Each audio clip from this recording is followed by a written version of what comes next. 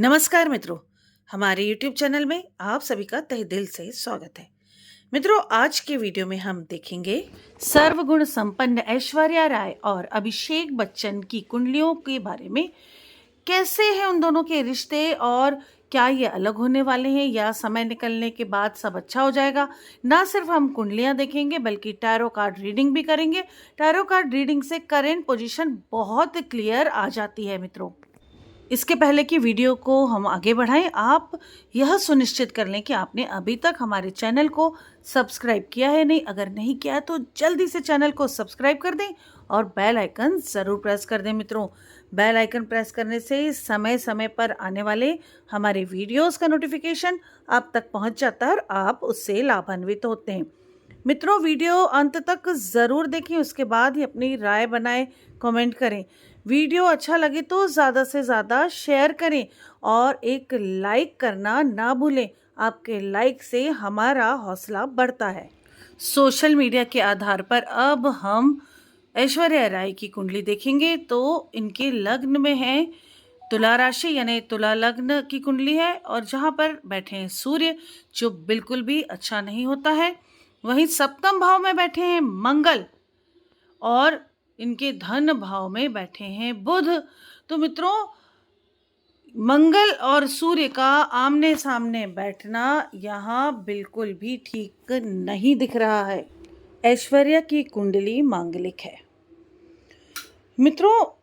ग्रहों की दशा अंतरदशा ये बता रही हैं कि डाइवोर्स का टाइम चल रहा है। अब एक नज़र हम देख लेते हैं अभिषेक बच्चन की भी कुंडली। मित्रों, एक बात और बता दूं ऐश्वर्या की कुंडली में कि तुला का सूर्य है, ये बिल्कुल अच्छा नहीं और लग्न पर बैठा है और सप्तम भाव पर दृष्टि पड़ रही है और मंगल की दृष्टि लग्न पर पड़ रही है, सूर्य पर पड़ रही है। यानी कि दोनों ही अग्नि तत्व के ग्रह हैं। तो मित्रों, प्रॉब्लम्स तो आती होंगी बहुत ज़्यादा, हमारे सामने आ नहीं रही हैं बाहर चीज़ें। प्रॉब्लम्स बहुत फेस कर रहे हैं लोग, रिश्ते में निभा रहे हैं। हालांकि कुंडली ये बता रही है कि काफ़ी समझदार हैं, बुद्धि बहुत तेज है ऐश्वर्या की, बहुत अंडरस्टैंडिंग है, बहुत मैनेज करके चल रही है। परंतु मंगल और सूर्य ये कह रहे हैं, बाकी ग्रह भी इस समय यही कह रहे हैं कि मित्रों चांसेस तो बन रहे हैं। अब अभिषेक की कुंडली देखते हैं, फिर टैरो रीडिंग करेंगे। सोशल मीडिया में जो अभिषेक बच्चन का जन्म विवरण है उसके आधार पर ये कुंडली है। ये है मीन राशि की और मेष लग्न की कुंडली। अगर हम सप्तम भाव को देखें, मैरिज के भाव को देखें, तो वहाँ पर राहु है और राहु है एक अलगाववादी ग्रह। अगर ये सप्तम भाव में है तो पार्टनरशिप के काम कभी भी नहीं चलते हैं, चलेंगे भी तो एक वक्त पर अचानक से वो काम खत्म हो जाएंगे। वैसे ही शादी के मामले में, मैरिज के मामले में, विवाह के मामले में यह ग्रह करता है। पहले तो लव मैरिज करा देगा, फिर शुरुआत में कुछ अच्छे अच्छे पल आपको देखने को देंगे और उसके बाद जो प्रॉब्लम्स शुरू होगी, तो ऐसा चक्रव्यूह रचता है यह राहु कि आपको अलग होना ही पड़ता है। आप नहीं चाहते हुए भी अलग होते ही हैं। अब हम टैरो कार्ड से ये देखेंगे कि क्या सच में डिवोर्स हो जाएगा या डाइवोर्स के जैसा कुछ चल रहा है। मीन्स दोनों कुछ समय अलग रहेंगे फिर साथ हो जाएं, क्योंकि एक बच्चा भी है तो शायद, और एक मतलब समाज में एक ओहदा है, बहुत बड़ा ओहदा है इस परिवार का। तो क्या उस सब के बाद भी डाइवोर्स होने वाला है, संबंध विच्छेद, तलाक होने वाला है? टैरो कार्ड रीडिंग से देखेंगे। हालांकि दोनों की कुंडलियां यह समय दिखा रही हैं कि अलग हो सकते हैं, परंतु समय है अगर इन्होंने काट लिया तो शायद डिवोर्स नहीं भी हो, या हो सकता है थोड़े से टाइम ये लोग अलग रहें और फिर सलाह मशवरा करके साथ रहने लगे, एडजस्टमेंट हो जाए। हालांकि अभिषेक बच्चन डोमिनेटिंग नज़र आ रहे हैं। अपनी मैरिड लाइफ में अभिषेक काफ़ी ज़्यादा डोमिनेटिंग नज़र आ रहे हैं। समटाइम्स अपशब्द भी बोलते होंगे कुछ ना कुछ। और इनकी वाइफ जो हैं, क्योंकि ये शुक्र की राशि तुला बैठी हुई है सप्तम भाव में, तो वाइफ मैनेज करती है। इनकी वाइफ मैनेज तो कर लेती हैं उस समय जब अभिषेक कुछ गलत व्यवहार करते हैं, परंतु कार्ड ये कह रहे हैं मित्रों कि ऐश्वर्या का गुस्सा भी सातवें आसमान पे है। और भगवान ने, द मास्टर का कार्ड है, भगवान ने इन लोगों को ऐसा ही बनाया है। इनके नेचर को कोई नहीं बदल सकता है, दोनों के नेचर को कोई नहीं बदल सकता है। और आज इनके रिश्तों में कुछ ना कुछ पॉलिटिक्स हो रही है, कुछ ना कुछ गलत हो रहा है। एक एक जो मूवमेंट है वो कुछ ना कुछ ऐसा हो रहा है कि दोनों के बीच में मिसअंडरस्टैंडिंग बढ़ रही है। मित्रों, कार्ड्स ये जो निकले हैं ये यही कह रहे हैं कि इन लोगों के खिलाफ कुछ साजिश हुई है, इनके रिश्तों को, इनके रिश्ते के खिलाफ कुछ ना कुछ साजिश हुई है, मैनिपुलेशन हुआ है, माइंड लोगों ने मैनिपुलेट किया है और समय खराब होने की वजह से ये मैनिपुलेट हो गए हैं। हालांकि दिल में दोनों के प्यार है, एक दूसरे के लिए रिस्पेक्ट है, पर फिर भी ये कहीं ना कहीं जाके इनका जो माइंड का बैलेंस है वो एक दूसरे के सामने खराब हो रहा है। खासकर अभिषेक बच्चन की फैमिली ऐश्वर्या राय को डोमिनेट करती नजर आ रही है। अगर ऐश्वर्या कहीं गलत भी है तो उसे कोई समझा नहीं रहा है, कोई चीज़ें क्लियर नहीं कर रहे हैं, बल्कि उसके पीछे उसकी बुराई की जा रही है। और बुराई ऐसे लोगों के सामने कि वो ऐश्वर्या को बता देते हैं। हालांकि ऐश्वर्या जितनी सुलझी हुई, जितनी समझदार, जितनी होशियार, जितनी चालाक है, उनका माइंड जितना शार्प है, वो किसी की बातों में नहीं आ सकती है।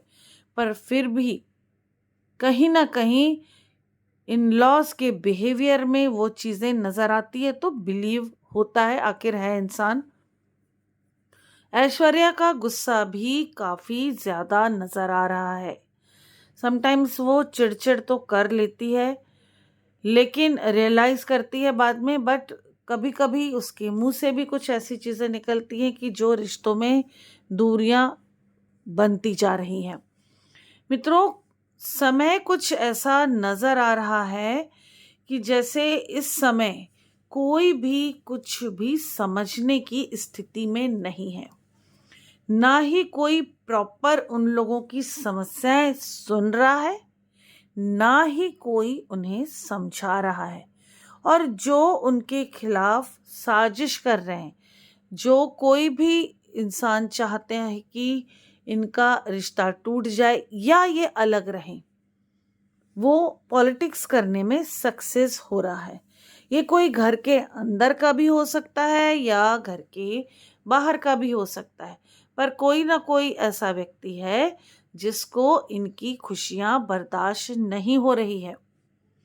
हालांकि ऐश्वर्या राय हर तरह से सक्षम है, किसी चीज की कोई कमी नजर नहीं आ रही, ना ही भविष्य में कोई कमी होगी।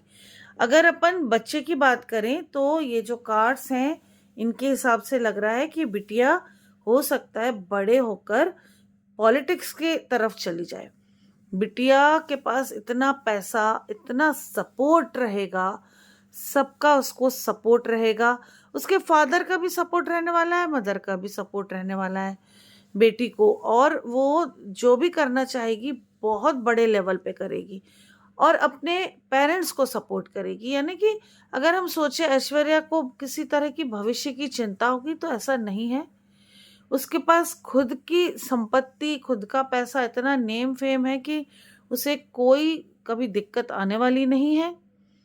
साथ ही उसकी बेटी भी उसको ऑलवेज सपोर्ट करती नजर आ रही है एक उम्र के बाद, और तब भी कुछ ना कुछ ऐसा होता रहेगा कि कोई ना कोई ऐश्वर्या के खिलाफ बातें करेगा। हालांकि उसको फर्क नहीं पड़ता है, सुलझी हुई महिला है, उसे ज़्यादा फर्क नहीं पड़ता है, परंतु वो इस समय अपने परिवार में मैनेज नहीं कर पा रही है चीज़ें। कहीं ना कहीं उसका गुस्सा 7वें आसमान पे है।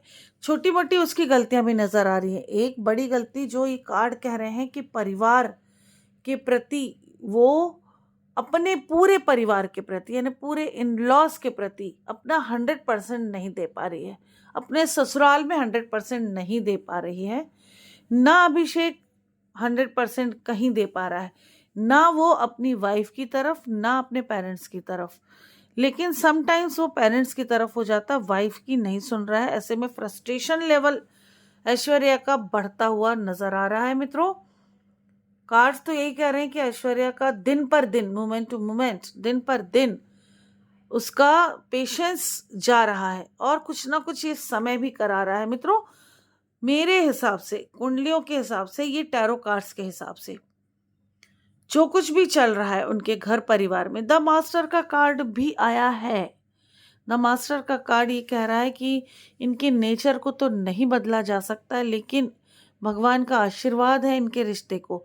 अगर ये जो थोड़ा सा 1-1.5 साल 2 साल का समय बहुत बुरा वाला है, इसे पेशेंसली निकाल लें या अलग रह के निकाल लें तो आगे जाकर ये फिर से साथ रहेंगे, इनका प्यार बना रहेगा और रिश्ता मजबूती से आगे चलता रहेगा। परंतु डाइवोर्स के मामले में अगर ये आगे नहीं बढ़े, तब अगर ये डाइवोर्स के मामले में बढ़ गए तो फिर इन्होंने खुद डिसीजन ले लिया डिवोर्स का, तो दुनिया की कोई ताकत रोक नहीं सकती डाइवोर्स को। यानी कि चांसेस बहुत ब्राइट है डाइवोर्स के। दिख रहा है कि डाइवोर्स हो सकता है, लेकिन द मास्टर का कार्ड ये कह रहा है कि अगर पेशेंस रखा और उनके जो साथी लोग हैं, जो सलाहकार हैं, उनको चाहिए कि पॉजिटिव सलाह दे। एक बिटिया भी है और कोई किसी से कम नहीं है, सबके पास सामर्थ्यता है। अगर हम ये सोचें कि एक बहुत ज़्यादा नेम फेम वाला है, बहुत पैसा है, और एक के पास कुछ नहीं, वो ज़ीरो है, तब उस स्थिति में तो डिवोर्स 100% होना था, पर ऐसा नहीं है। हालांकि अभिषेक बच्चन कहीं से भी ऐश्वर्या की बराबरी नहीं कर पाए हैं, परंतु उनका एक अपना व्यक्तित्व है, एक बैकग्राउंड है और उसको मतलब उनको किसी चीज़ की कोई कमी नहीं है। वो ऐश्वर्या के बराबर भले ही ना हो, लेकिन कम भी नहीं है, ये बात दिख रही है। हालांकि जब चारों तरफ स्टार लोग हों तो वो कम नजर आने लगते हैं, लेकिन उनके व्यक्तित्व में कमी नहीं है। हालांकि ये जरूर दिख रहा है मुझे कि वो थोड़ा जिद्दी स्वभाव के हैं, अड़ियल स्वभाव के हैं और मैरिड लाइफ में समटाइम्स वो रूड हो जाते हैं। जैसा कि हमने कुंडली में भी देखा था कि मैरिड लाइफ के घर में, मैरिज के घर पे राहु बैठा हुआ है अभिषेक के, तो वो रूड हो जाते हैं और अपनी बात के आगे सुनते नहीं है। बात ये भी गलत है। उन्हें अपनी वाइफ को भी बराबर सम्मान देना चाहिए, जितने अपने माता पिता और अपनी बहन को सम्मान देते हैं उतना ही वाइफ को देना चाहिए और एटलीस्ट उसकी बात को सुनना समझना चाहिए। बहुत होशियार, बहुत इंटेलिजेंट है, मिस वर्ल्ड है वो मिस वर्ल्ड रह चुकी है, तो कुछ तो उसमें क्वालिटी है, टैलेंटेड तो वो है, माइंड उसका बहुत शार्प है, जो हॉरोस्कोप भी बता रही, कार्ड्स भी बता रहे। तो मित्रों, अभिषेक को भी मैनेज करना चाहिए जो वो कर नहीं पा रहे हैं और रिश्ता टूटता नजर आ रहा है। इस समय रिश्ता ऑलमोस्ट टूट चुका है, हम यही समझे, बस एक चादर सी ढकी हुई है पतली सी एक परिवार की, वो भी अब नजर आने लगी है। अंबानीज के फंक्शंस में दिख रहा था अलग अलग। अगर ये अलग अलग ऐसे भी चलते रहे ना 1-1.5 साल 2 साल मैक्सिमम, तो भी बाद में रिश्ते संभल जाएंगे, अन्यथा डाइवोर्स होना पक्का है। मित्रों, अगर आपकी भी अपनी कोई भी समस्या है, आपको अपनी टैरो रीडिंग करानी है या फिर अपनी हॉरोस्कोप दिखानी या अपने किसी जानने वाले, किसी रिश्तेदार, अपने लव वंस के बारे में जानना है, तो आप बेझिझक होकर मुझसे संपर्क कर सकते हैं।